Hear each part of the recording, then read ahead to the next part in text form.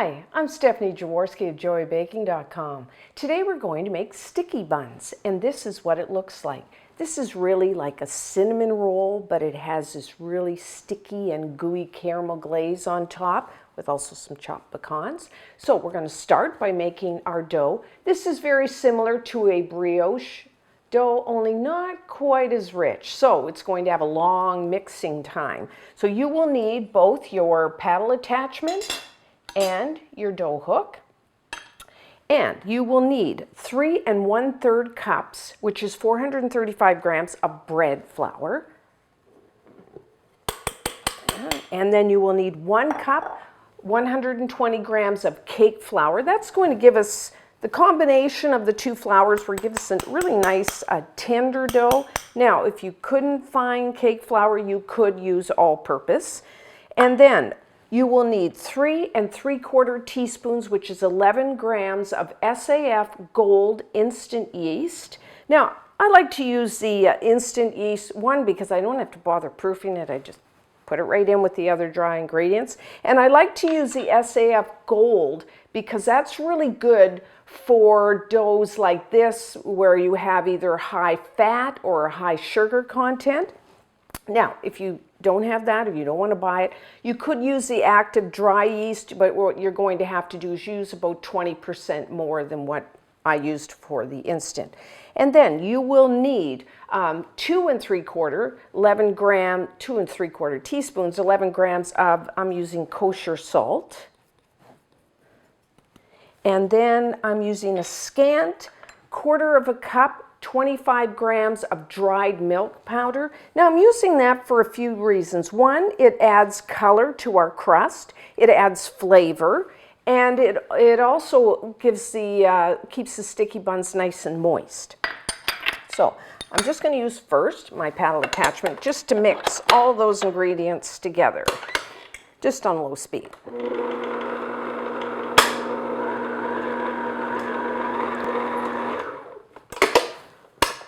Okay, so now you will need 2 large eggs. So that would mean a large egg is about 55 grams in the shell, and your eggs should be cold. I mean cold from the refrigerator. And then you will need, that would be 2/3 cup plus 1/4 cup, which is 220 grams of cold water. And cold, by that I mean out of the fridge.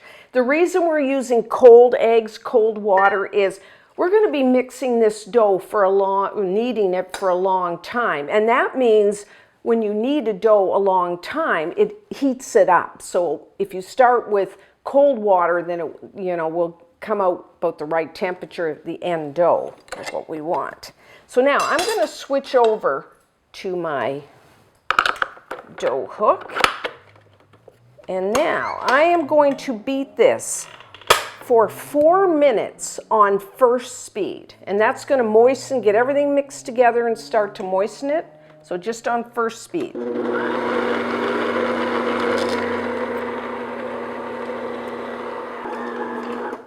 Okay, so now what we're going to do, this is, you can see, really strong dough, but we want it even stronger. So now what I'm going to do is increase the mixer speed to second speed and beat it an additional 3 minutes, because what we want is really what is called a strong improved dough. So that takes a lot of kneading. So 3 minutes on second speed.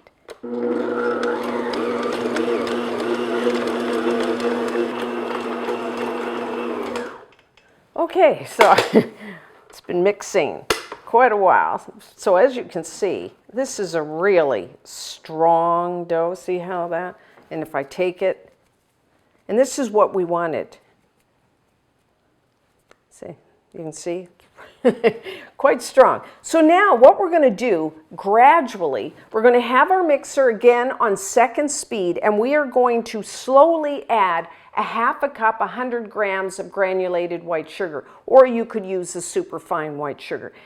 And the reason I didn't because we wanted a strong dough, a lot of gluten development, that's why we didn't add the sugar at the beginning, because the sugar tends to slow that down. So now that's why we had to develop the dough and then we add the sugar. So I'm just going to add a little. And what you want to do is add a little, and then, like I said, we'll have the mixer going, and you want all of that sugar to be absorbed into the dough, and then you add more. So over the 5 minutes, you will absorb all the sugar.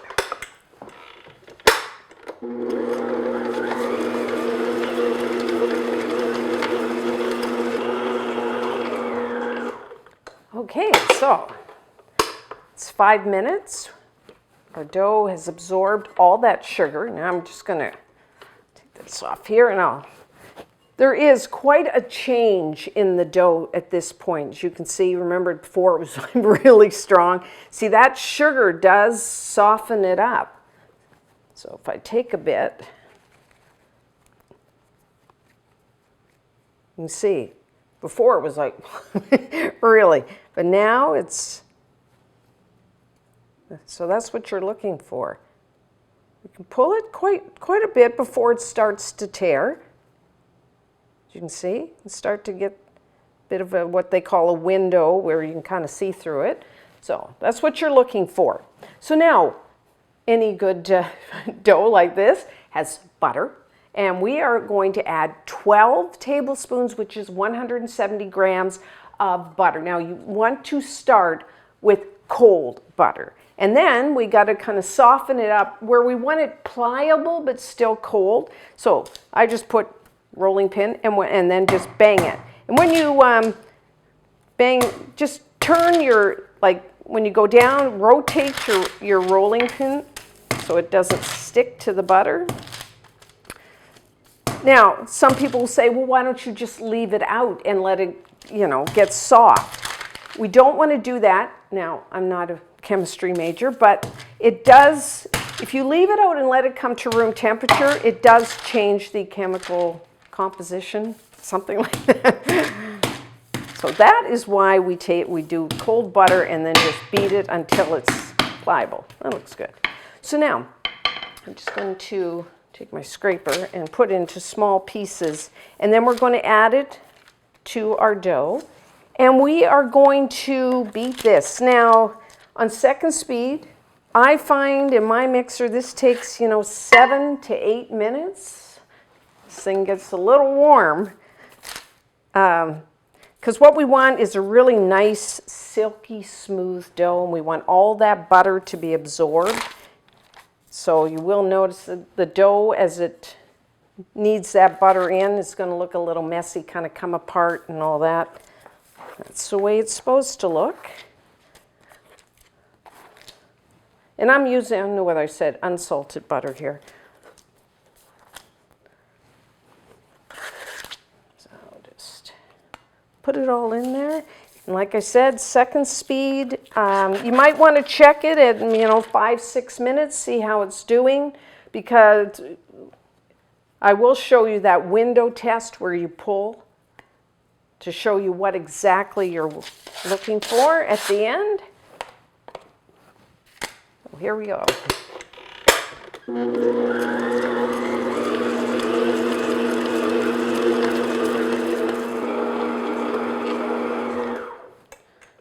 So it's been 7 to 8 minutes, so let's check it. Oh, it's like silky smooth. Quite a difference after you add all that butter. So now what I want to do is I'm going to check the dough. So I'm just going to wet hands, take a little fistful, and then we'll do what's called check the window. And so just work the dough around, pulling gently. And what we want is a fairly translucent. We can see through it. If you found like you're doing this and it tears right away, that means you need to beat it a little more. This is looking pretty good, as you can see. It's not tearing. I'm just working it around. You can see, I can start to see through it. Well, not really. Yeah, it's getting, yeah, I'm happy with that. You can see. Pretty strong dough. Okay, we're going to go with that. So like I said, if you're doing that and it tears, then just beat it in another minute or two and check it. Because sometimes, you know, if you're not familiar with the dough, you feel it and you go, well, that's great. You know, it feels like what they say it's supposed to feel like. But the window pane test is really the best way to tell if your dough has been kneaded enough. So now take a large bowl. I just took some, like, you know, flavorless oil and just did my bowl. And then I'm just going to take this. Now we're going to proof for the first time, or ferment, about an hour. But first, what we want to do is, turn that over. I'm going to take the temperature. If you have I have an infrared, love this thing. I can just put it right on there. My dough's at about 74, which is about, you know, 23, 24 C, which is what you want. You want your dough at this point to be in the range of 73 to 76 Fahrenheit, which is 23, 24 C. And that is your desired dough temperature. So what we're going to do, if your dough is at about that, then we want to leave it about an hour. And that will, you know, kind of relax the dough and it will rise just a little. And that's what you want.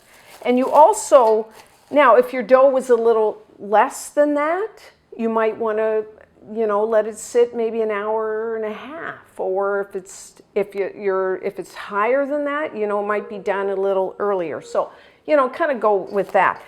Now, if your room temperature, if your kitchen is a little cool, because we want to proof our dough between 73 and 76 Fahrenheit, 23, 24 C. If your kitchen is cold, then what I do is I just have your oven off. But what I do is I put it in the oven and I just turn the light on, and that will warm it up a little. And if you have one of these, you can kind of monitor to make sure that the temperature inside the oven is about that. So that's what I do. Just put it in the oven, but have your oven turned off. And so for about 1 hour.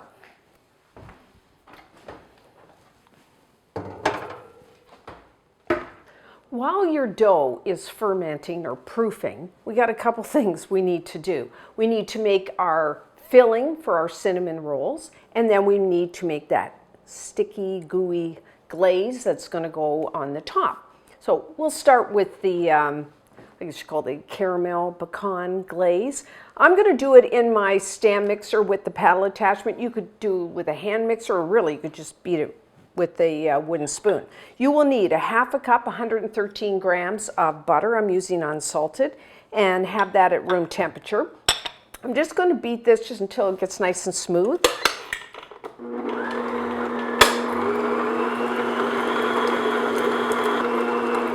Okay.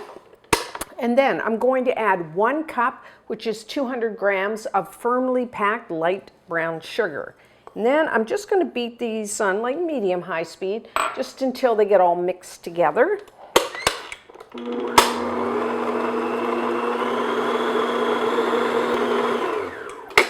Okay, scrape that a bit. And for the rest of the ingredients, you will need, what do we got? Sorry, 1 teaspoon, 2 grams of ground cinnamon, because you have to have cinnamon in your cinnamon buns. And we have 1.5 teaspoons, 6 grams of pure vanilla extract, a half a teaspoon, 2 grams of, I'm using kosher salt. And then we're going to add another sweetener, 1/3 of a cup, which is 80 milliliters, 110 grams of honey. And when you're measuring out honey, I like to spray the inside of my measuring cup with the nonstick spray, or you could lightly oil it, and then your honey will come out much easier, won't stick so much.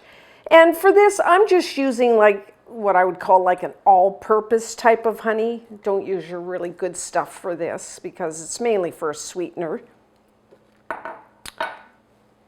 And now I'm just going to beat this medium-high speed. I want to get it all mixed together, but I also want to get it nice and light and fluffy. So, you know, maybe 2-3 minutes on medium-high speed.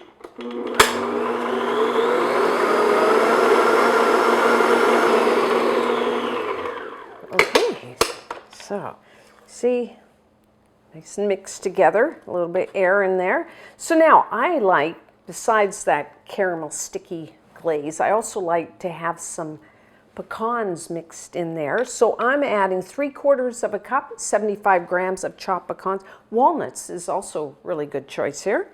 And just put that in, just going to beat that in.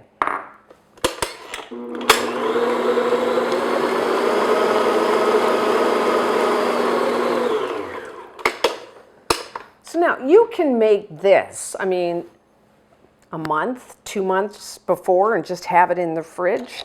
You could make this in large quantities. You don't just have to make for like this amount, because we're going to make 12 sticky buns. But if you're a person that loves sticky buns and you're going to be making them a lot, you might want to double or triple this recipe, and then just put it in a covered container, put it in your fridge, and then whenever you want to make sticky buns, this is one less chore that you need to do. So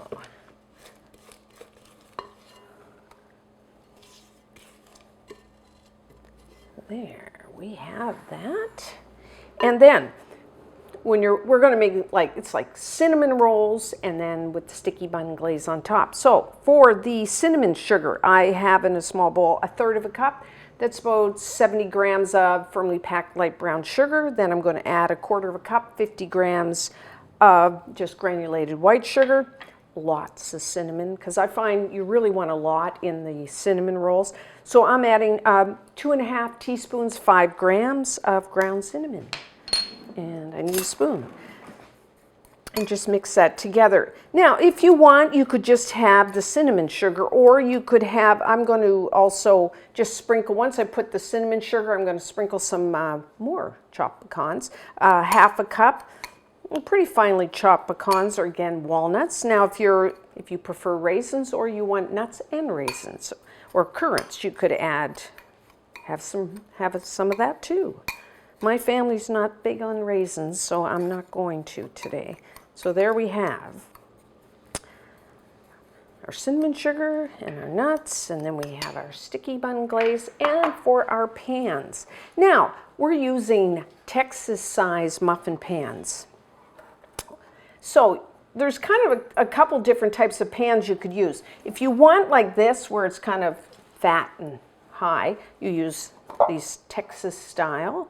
If you prefer something like this, it's wide and not as high, you can use this type. The important thing is, because these are like little, like kind of like when you do an upside down cake, we're going to put the glaze on the bottom of the pan, and then when we flip it out. So we want to make sure that your pans are really greased well. So I like to use like just one of these nonstick sprays, but be generous, because there's nothing worse than when we try to flip the baked sticky buns out and all our good caramel glaze sticks to the bottom of the pan. That's not good. So now we're ready. I still have about 1/2 hour. So when we come back, we will assemble our sticky buns. It's been about an hour, so we're ready to roll out our dough. But first, I just want to prepare our pans. So we have that glaze. So what I like to do is put about 2 tablespoons, which is, I'm using an ice cream scoop, it's about 2 tablespoons, into the bottom, into the center of your muffin pans, which would be, if you want to go by weight, about 40 grams. So that's ready to go. So now, here's our dough. Oh, beautiful. So, need to put some flour down. And then put it upside down so the bottom becomes the top. Put that over here. And then just flour the top. This is gorgeous dough. It's so nice and soft, all that butter. So now what we're going to do is roll it out. You need a rolling pin, and we're going to make 12. So I'm going to go 12 inches this way and about 20 inches long. So that would be 30.5 centimeters by 51. If you have a ruler, it always comes in handy. And when you're rolling, it's very easy to roll this gorgeous dough. Just, lift your dough. And if it's sticking, just put some more flour under there.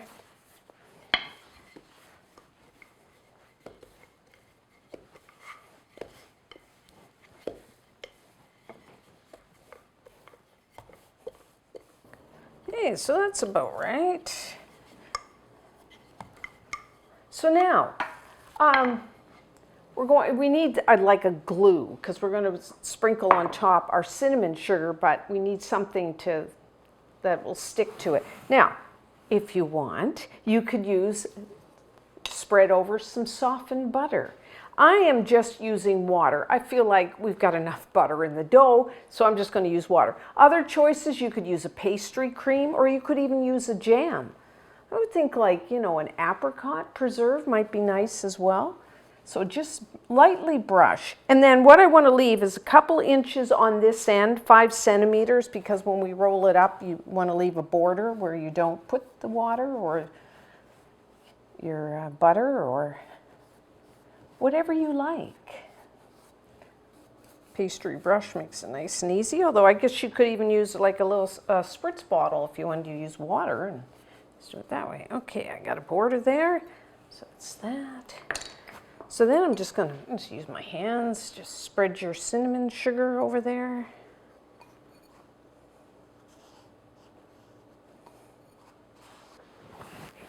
Okay, and then our nuts. And like I said, if you had you want to use raisins or currants, you could put that on here too, or you could just leave it off and just have the cinnamon sugar. There we go. And now I'm going to start at the far end and do a pretty tight roll here. If you had a friend to help you, that would be good. But if not, do it you want to roll it fairly tightly.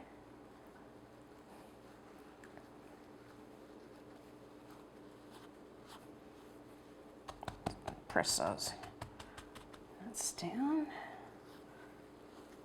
There we go.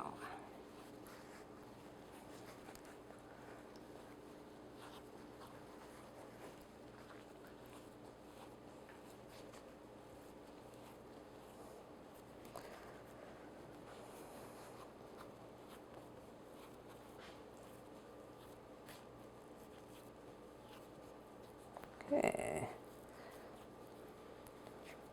As best as you can, and seal it there. Let's see how good we kept that. Yeah, go right on. So now, what we want to do is 12 portions. I mean, you could just eyeball it, which I'm going to do today. Now, what you want for each cinnamon roll is about 100 to 110 grams. So, if you have a scale, it's good for this. That way you can make sure everyone is the same. Otherwise, of course, you can just, you could half this and then third it. So, let's see how close I get.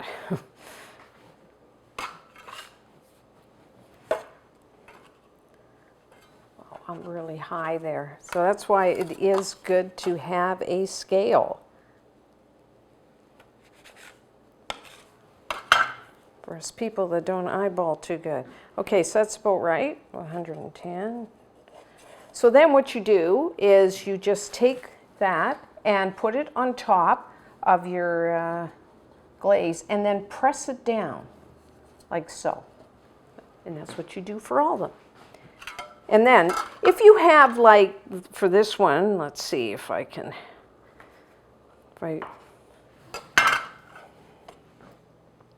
and then you want to say take a little extra. Put the extra on top here like so, because when we take them out of when they're baked, we're going to flip them so the bottom becomes the top. So if you have any extra like that, just put it on there. So that's our last one. Okay, so now what I'm going to do is cover them, and then we're going to proof them until they're almost doubled in size. It takes maybe about an hour and a half. Again, if your kitchen is quite cool, you still want that temperature, your proofing temperature, to be between like 73, 76 Fahrenheit, 23, 24 Celsius. So I'm probably going to put them back into my turned off oven. Now, you may want to say, well, I don't want to bake them off now. Well, you could cover them and store them in the refrigerator overnight. And then what you need to do the next day is then take them out of the fridge, bring them to room temperature, and then proof them for like an hour and a half. So they'll rise, and then when you'll know they're fully proofed when you touch it and your finger goes, in, and then it takes a little time for your finger to, like the impression to come back out.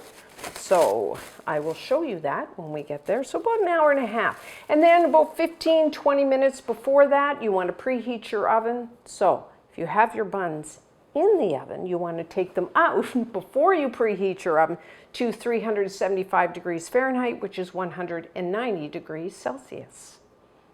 We are now ready to bake our sticky buns. As you can see, they've risen, and if I press it, leaves a slight indentation with my finger. So because I'm doing both sheets, both pans at the same time, I put my oven racks in the top and middle third of my oven.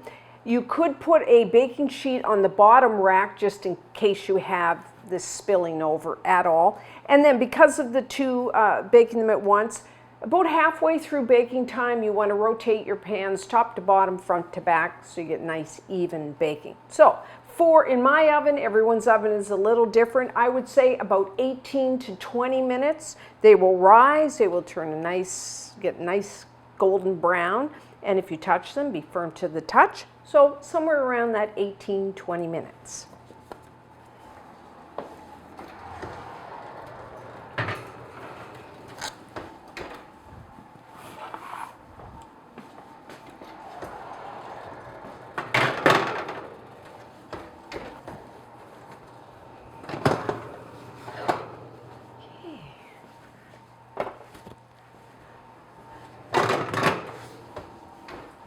So our sticky buns are done. Don't they look great?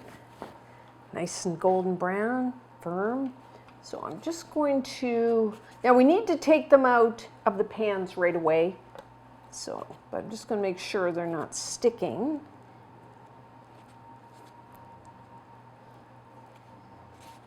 Yeah, looks good. So then, carefully take your wire rack. I'm going to put that down because just in case the sticky stuff goes on my counter, it'll go on the parchment paper. If I do it right. Okay, and then hopefully, oh, there we go. Doesn't that look gorgeous? You get the glaze, and it's going down the sides, which I like. So I'm going to take the other pan, take them out of the pan, and I'm going to let them cool a bit, and then when we come back, we will try one. So let's try it. Just cut it in half here so you can see inside. Oh, that look gorgeous. You get all that gooey caramel on the top and on the sides. That's why they're called sticky buns, because it is sticky. And then, oh, really soft and tender, just to touch. So let's try a little.